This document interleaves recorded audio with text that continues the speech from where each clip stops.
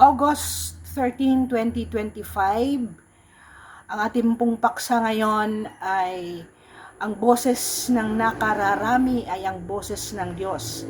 Ito po ay philosophical principle ni Jean-Jacques Rousseau, which says the general will or the voice of the people is the voice of God. In Latin terms or maxim, you say it, vos populi, vos Dei. Ngayon, ano po yung sinasabi ng Biblia sa Romans chapter 13 verses 1 and 2? Let everyone be subject to the governing authorities, for there is no authority except which God has established. So ang mga authorities ay dapat ating fina-follow kasi sila po ay tinalaga ng Diyos. He who rebels against what God has instituted, and those who do so will bring judgment on themselves.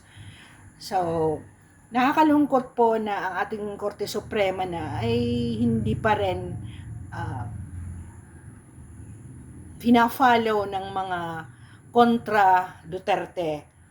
And in Proverbs 24, verses 21 to 22, it says, "Fear the Lord and do not join with rebellious people, for those will send destruction to them. And who knows the ruin that will come from them." Leaders are expected to uphold justice and righteousness in Proverbs chapter 29 verse 4 and Isaiah 1 verse 171.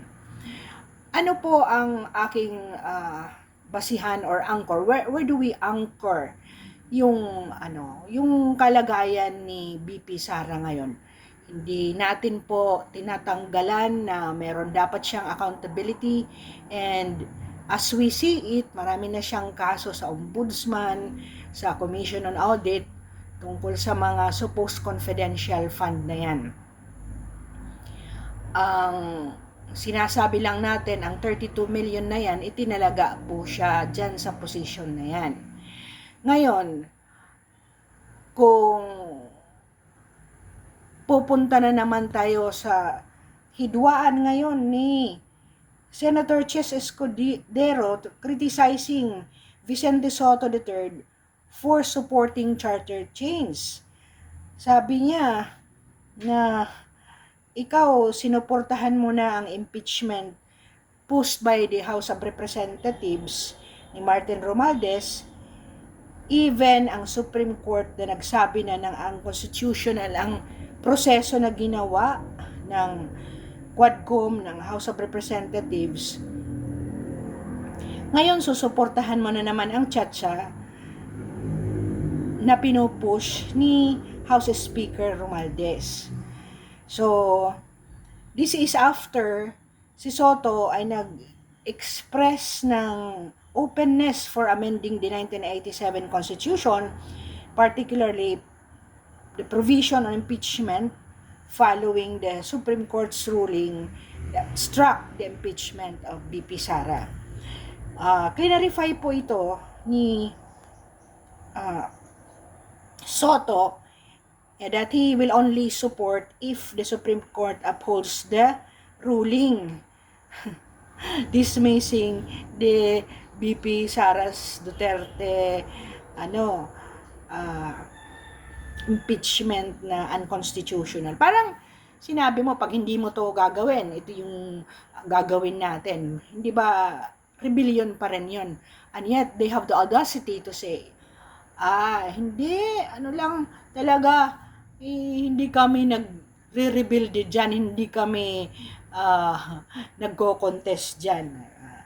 So, whatever you say and you do, pag kontra po, we always trust what they up.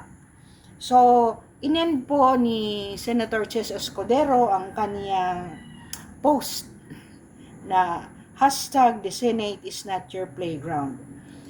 So, ang end game ni Sotto is to revise the Supreme Court's broad power over impeachment proceedings and amending economic provisions in the Constitution.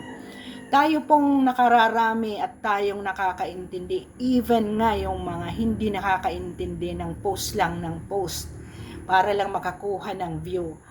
Alam po natin kung ano ang ugat ng impeachment trial yan ni BP Sara.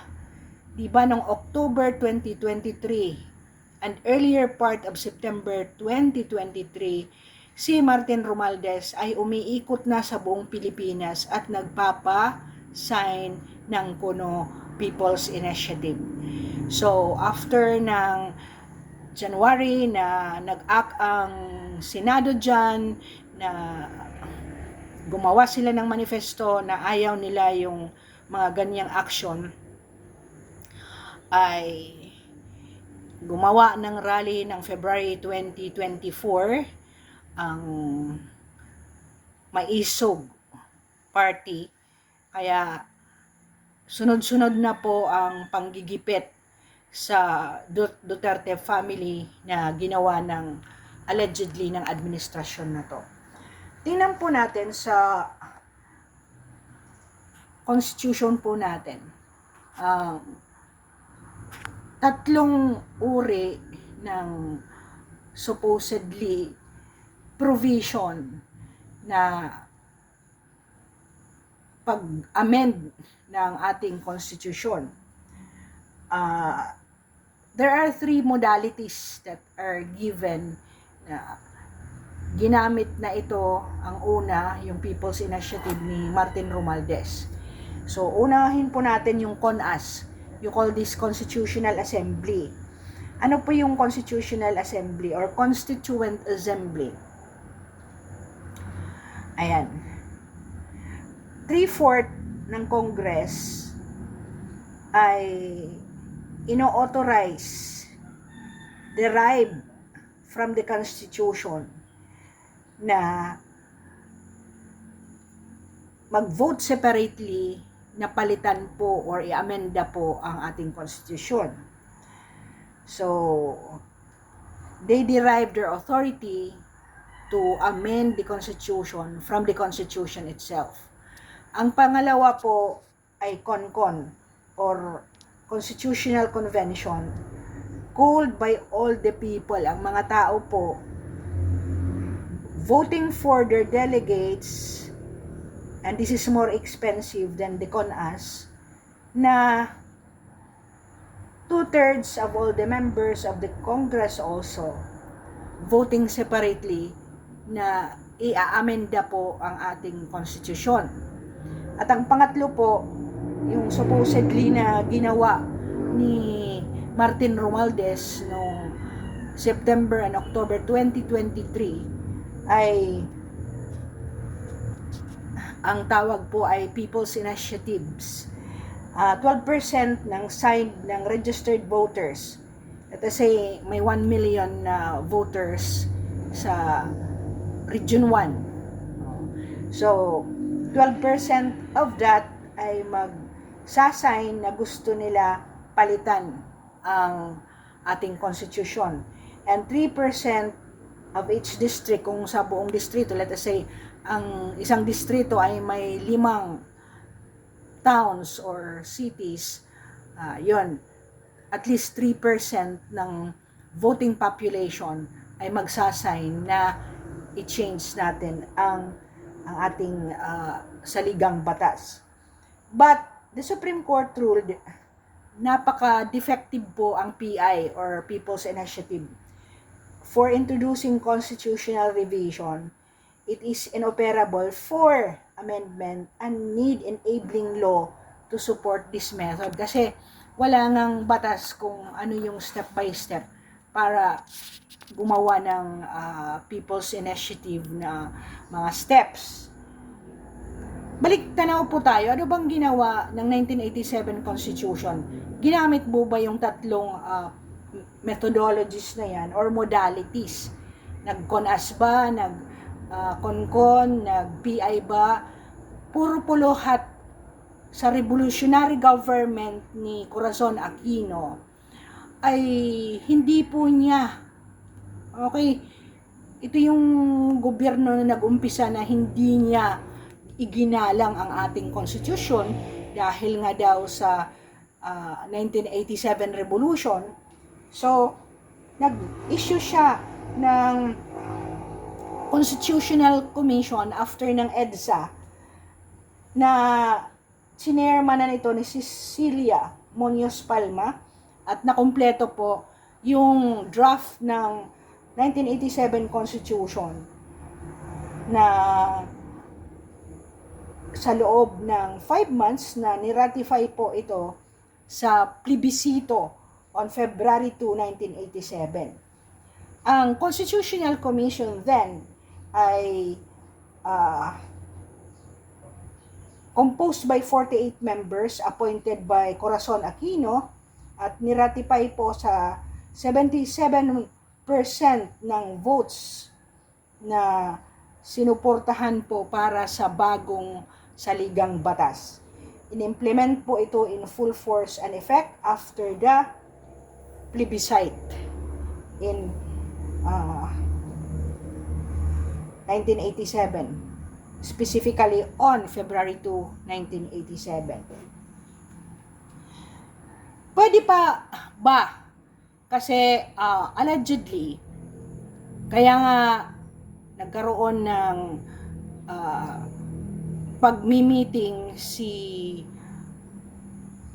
BP Sara with Senator Aimee sa office ni Bongbong Marcos Jr.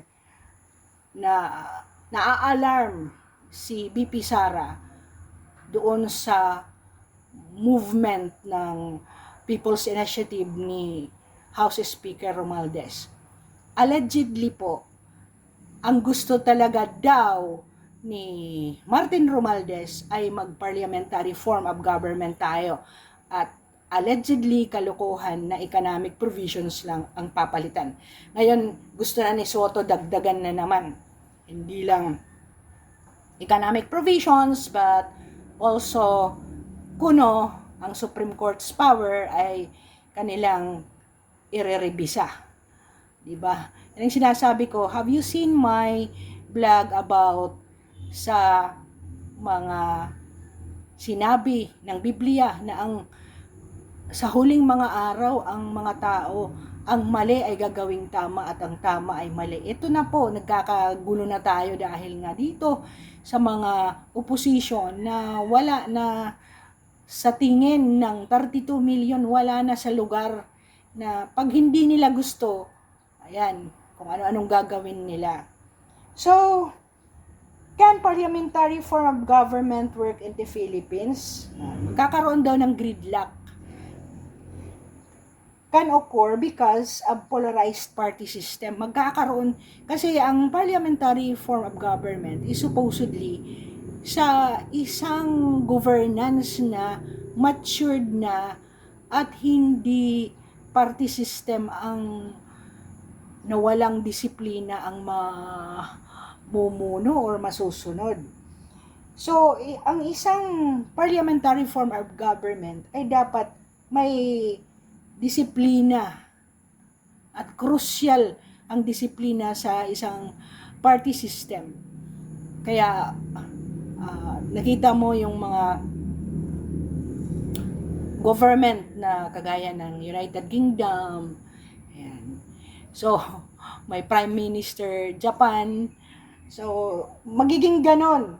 Pero, sa atin dahil napaka-corrupt po ng ating mga tao sa gobyerno, ay hindi mag-work out ang parliamentary form of government na yan. Kaya nga 'di ba yung butihing senador na Pimentel ay gusto sana niya yung parliamentary form of government. So, hindi natin alam ano bang mga nasa isip nito na talagang gusto na kung baga sa kayamanan, ang yaman-yaman na nila, 'di ba? And yet they still want to be in power and what more? So, if Romualdez will become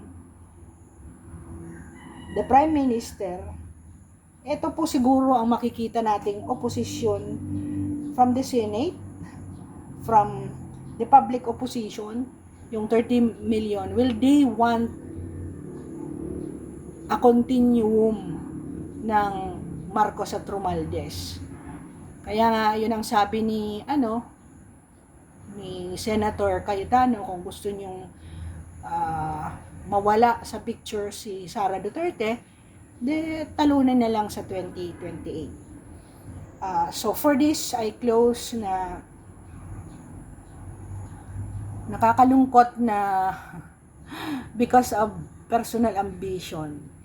Magtrabaho na lang, sa totoo lang, di ba? Puro firefighting mode po.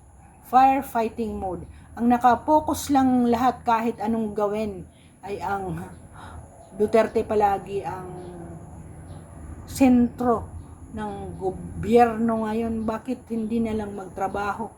And then i-download mo sa mga tao na dapat ang mga reporter at kung sino mga tao ang mag-imbestiga kung paano nagawa yung mga flood control na yan. I think we need to listen to the admonition of the scriptures. Thank you for watching and listening this far. Amen to that.